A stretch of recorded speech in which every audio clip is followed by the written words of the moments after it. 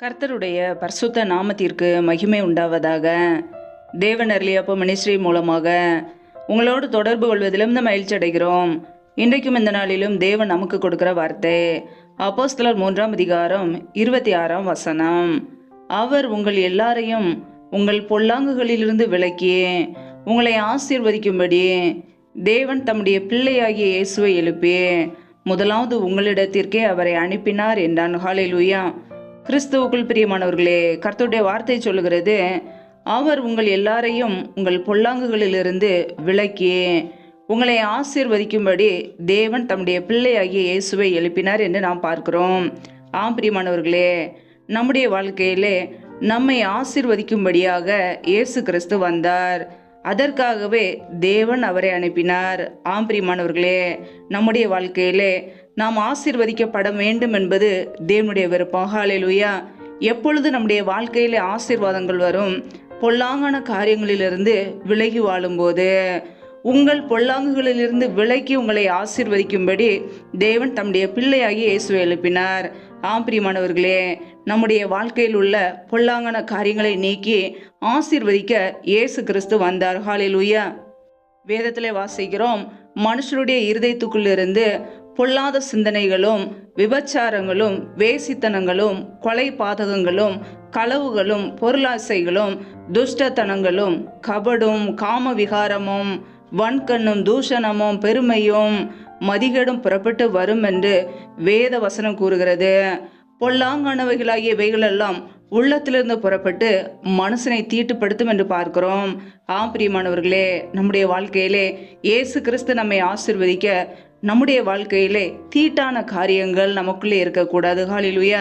நம்முடைய இருதயம் பரிசுத்தமுள்ளதாக இருக்க வேண்டும். நம்முடைய இருதயத்துக்குள்ளிருந்து வருகிற பொல்லாத காரியங்கள் எல்லாவற்றையும் கர்த்தர் நீக்கி நம்மை ஆசீர்வதிப்பார். ஒவ்வொரு நாளும் கரைதிரை அற்றவர்களே நாம் இருக்க வேண்டும்.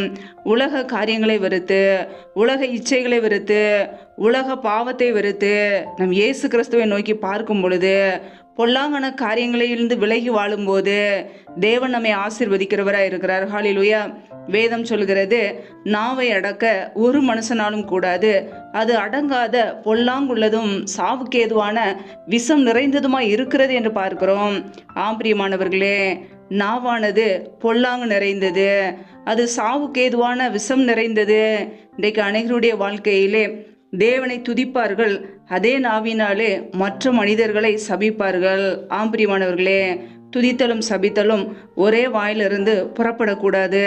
நம் தேவனை துதிக்க அழைக்கப்பட்ட பிள்ளைகள் ஒருபோதும் தேவ சாயலால் உண்டாக்கப்பட்ட ஒருவரை நாம் சபிக்க கூடாது. நாம் சபித்தோம் என்றால் நம்முடைய வாழ்க்கையிலே ஆசீர்வாதங்கள் தடைபடும். நம்முடைய வாழ்க்கையிலே பொல்லாங்கு காணப்படும் என்றால் தேவன் எப்படி நம்மை ஆசீர்வதிப்பார்? கர்த்தருடைய பிள்ளைகள் ஆராய்ந்து பார்க்க வேண்டும். நம்முடைய வாழ்க்கையிலே இருதயத்துக்குள்ளே பொல்லாத சிந்தனைகள் காணப்படுகிறதா? தேவனுக்கு பிரியமில்லாத காரியங்கள் காணப்படுகிறதா?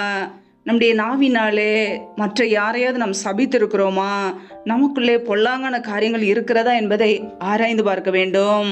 ஒவ்வொரு நாளும் தேவனுடைய வார்த்தைக்கு கீழ்ப்படிந்தவர்களாய் வாழும்போது கர்த்தர் நம்மை ஆசீர்வதிப்பார். நம்முடைய வாழ்க்கையிலே தேவனுக்கு பிரியமில்லாத காரியங்களை தேவ சமூகத்திலே அர்ப்பணித்து அவைகளை விட்டுவிட வேண்டும். பொல்லாங்கான காரியங்களிலிருந்து நாம் விலகும் போது கர்த்தர் நம்மை ஆசீர்வதிக்கிறவராய் இருக்கிறார். ஹல்லேலூயா. வேதம் சொல்லுகிறது, பொல்லாங்காய் தோன்றுகிற எல்லாவற்றையும் விட்டு விலகுங்கள் என்று. பிரியமானவர்களே, கர்த்தருடைய பிள்ளைகள் பொல்லாங்காய் தோன்றுகிற காரியத்தை விட்டு விலகிவிட வேண்டும். அன்பானது பிறனுக்கு பொல்லாங்கு செய்யாது.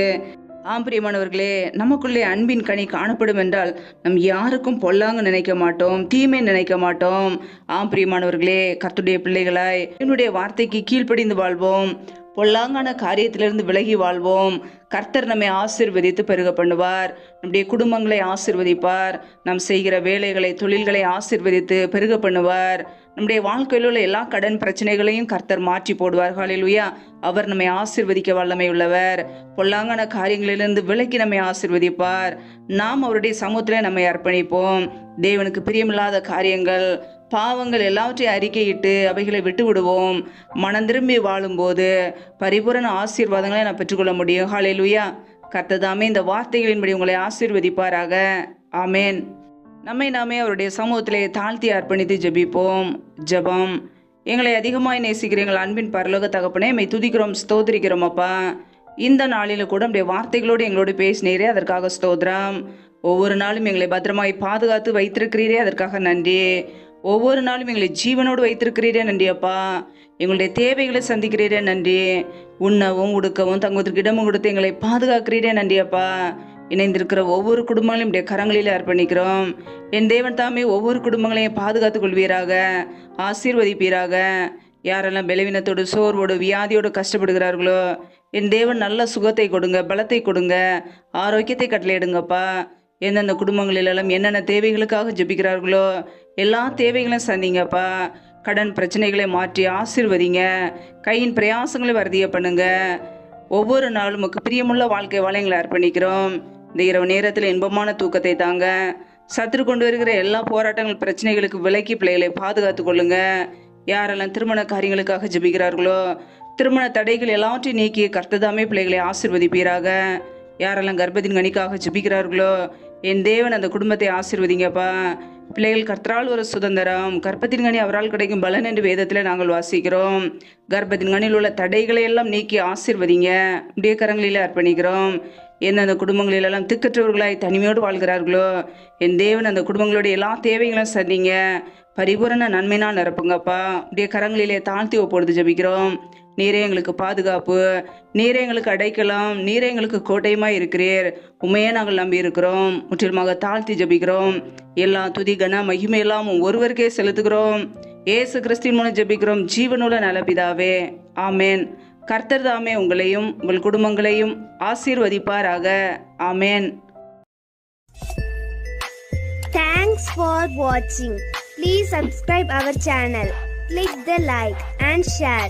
Click the bell. God bless you.